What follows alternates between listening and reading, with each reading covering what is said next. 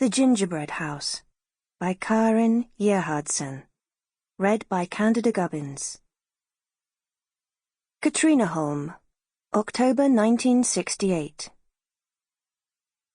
The brown Queen Anne-style villa is a stately building, perched at the top of a grass-covered hill and surrounded by tall pine trees. The white corner posts and window casings, with their rounded corners, give it an inviting fairy tale shimmer. In summer, the pines offer shade to the children playing around the house.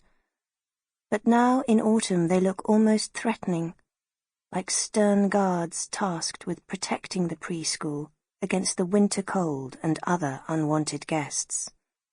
The first snow sits on the ground like a wet rag and has not yet melted away.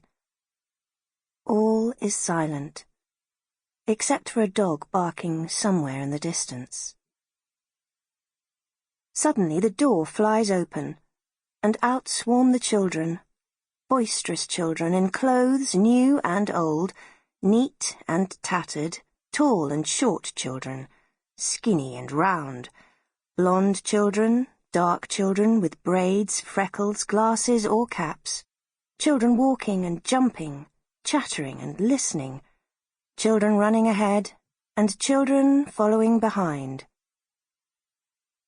The door slams shut, then opens again, and out walks a little girl with a white fur cap and red quilted jacket.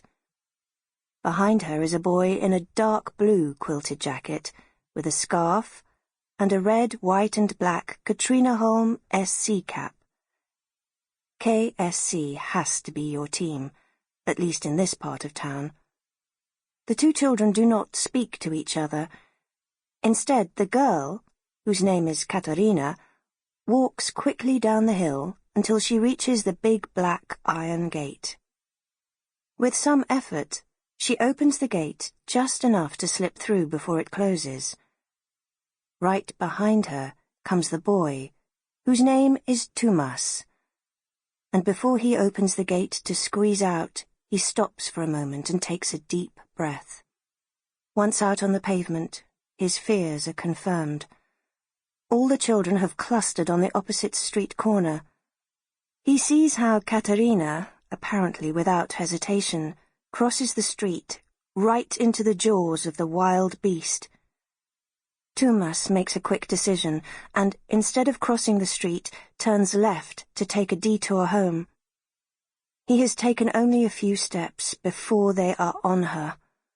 One of the girls, the resourceful Anne Christine, always with a sarcastic smile and a malicious gleam in her eye, tears off Katarina's cap and throws it to Hans, King Hans, as the other children shout and laugh with delight.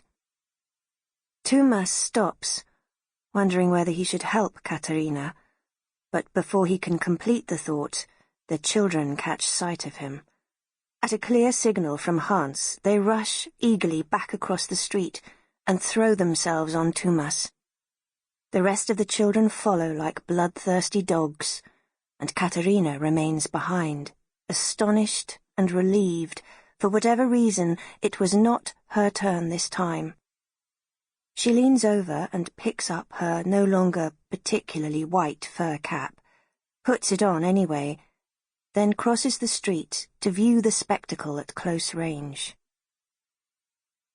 Where does this resourcefulness come from?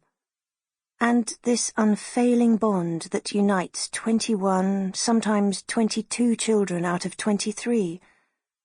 And the obvious but unspoken authority of the leaders, when half the group, acting suddenly and enthusiastically as one, ties a terrified little boy to a lamppost with skipping ropes and scarves, while the other half gathers stones to hurt him.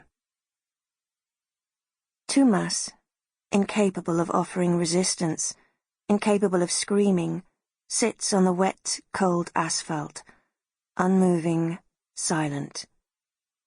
He looks at his schoolmates. Sample complete. Ready to continue?